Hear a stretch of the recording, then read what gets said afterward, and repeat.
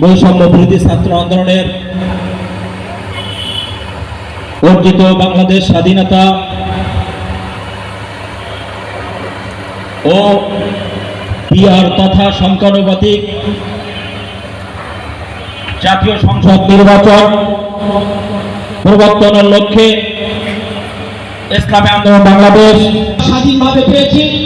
সেই মহান শহীদের মা বাবাকে শ্রদ্ধার সাথে স্মরণ করছি। সংগ্রামী সাথী ও বন্ধুগণ, আমরা দীর্ঘ 16টি বছর জগদ্দল পাথর স্বৈরাচার শেখ হাসিনা তথা আওয়ামী সরকারের পেশি শক্তিতে আমরা নিষ্পেষিত হতেছিলাম।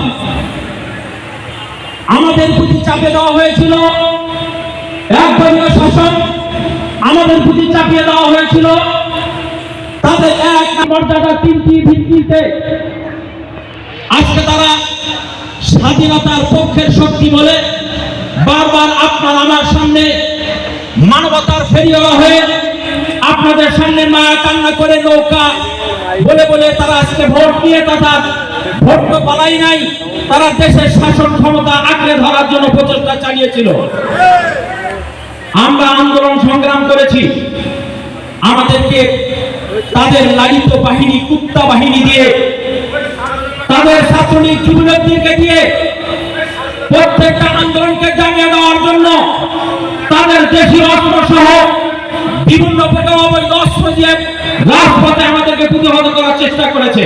যখন পিঠ দেওয়ালে ঠেকে গিয়েছে, সর্বস্তরের ছাত্র জনতা ঐক্য করেছে যে এই স্বৈরাচার সরকারকে আর বাংলাদেশে থাকতে দেওয়া যায় না, এই অত্যাচারী শাসককে আর বাংলাদেশে রাখতে রাখা যায় না, এই আয়না ঘরের মালিককে আর বাংলার মসনদে থাকতে দেওয়া যায় না, এই হলগুলোকে আর ছাত্রদের দখলে রাখা যায় না, এই হলগুলোকে আর ছাত্রীদেরকে দখলের আক্রমণে রাখতে দেওয়া যায় না। তাই ছাত্র সমাজ গর্জে উঠেছিল,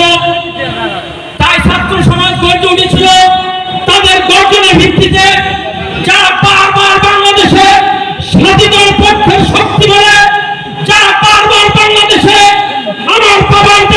আমার বাবার দেশ বলে মুখে খানা তুলেছিল, সেই মানবতার ফেরিওয়ালারা শেষ পর্যন্ত বাংলাদেশ থেকে সব কাপড় চোপড় রেখে দেশ থেকে পালাতে বাধ্য হয়েছে। এই বাংলাদেশ স্বাধীন হয়েছে 30 লক্ষ শহীদের রক্তের বিনিময়। আমরা বাংলাদেশের পতাকাকে রাঙিয়েছি শহীদের রক্তের বিনিময়। আপনার থেকে বড় বড় স্বৈরাচার এই পৃথিবীতে এসেছিল, সমস্ত স্বৈরাচার পৃথিবী থেকে নিঃশেষ হয়ে গেছে, আপনি তাই এই দেশ থেকে নিচ্ছিন্ন হয়েছেন। আজকের এই সমাবেশ থেকে আমরা দাবি জানাতে চাই, আজকে এই বৈষম্য বিরোধী ছাত্র আন্দোলনের আবারও 24-এর স্বাধীনতার পরে আমাদের বাংলাদেশে অন্তর্বর্তীকালীন সরকার এসেছে।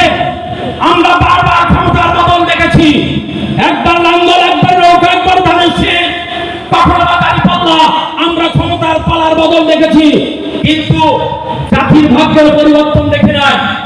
সংখ্যাগরিষ্ঠ ভোট পাওয়ার পরও কেউ সংসদে যেতে পারে না, আবার দিনের পর রাতে করেও রাতারাতি সংসদের বড় বড় মন্ত্রী মিনিস্টারের চেয়ারে বসে আমরা দেখেছি। আমাদের চরমায় আপনার আমার তথা দেশের কল্যাণে প্রত্যেকটা মানুষের একটি সমর্থনকে মূল্যায়ন রাখার ক্ষেত্রে যাতে করে প্রত্যেকের একটি করে ভোট মূল্যায়ন হয়, এজন্য আমাদের চরমায় পিয়ার পদ্ধতির প্রবর্তন চেয়েছেন। যদি পিয়ার পদ্ধতি প্রবর্তন হয়, প্রত্যেকটা ঘরে প্রত্যেকটা আওয়াজ থেকে শুরু করে প্রত্যেকটা পাগল থেকে শুরু করে উচ্চ লেভেলের প্রত্যেকটা মানুষের একটি ভোটের মূল্যায়ন হবে। সংকটপ্রতীক রাষ্ট্র যদি একটি জাতীয় সরকার নির্বাচিত হয়, প্রত্যেক দলের সদস্যরা সংসদে থাকতে পারবে। কারো দিতে হানাহানি, কোনো কাটাকাটি, কোনো মারামারি, কোনো চিন্তায়, কোনো আহাজার, কোনো চিন্তাকারীদের স্থান বাংলার জমিনে হবে না। আমরা এই পিয়ার পদ্ধতির পরিবর্তনের দাবিতে গণ সমাবেশ দেশব্যাপী জেলায় জেলায় তথা থানায় থানায় সমাবেশ চলছে। আজকের এই সমাবেশের প্রধান অতিথি আমাদের মধ্যে উপস্থিত হওয়ার কথা ছিল, কেন্দ্রীয় গুরুত্বপূর্ণ মিটিং না থাকার কারণে আমাদের মধ্যে তিনি উপস্থিত হতে পারে নাই, এজন্য আন্তরিকভাবে দুঃখতা জানাচ্ছি। দেশ মানবতার কল্যাণে কাজ করে, ইসলামী আন্দোলন বাংলাদেশ সাহাবায়ে কেরামদের অনুসৃত পথ নিয়ে কাজ করে। ইসলামী আন্দোলন বাংলাদেশের নেতা ভালো, নীতি ভালো।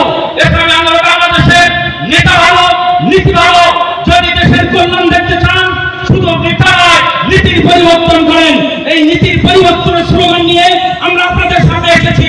সাথে প্রবাসী উদ্ধত আহ্বান রাখবো, আগামীতেও আপনাদের সামনে দেখবেন এক স্বৈরাচার বিদায় হয়েছে, আর এক স্বৈরাচার আবার আবির্ভাবের সূচনা দেখছি।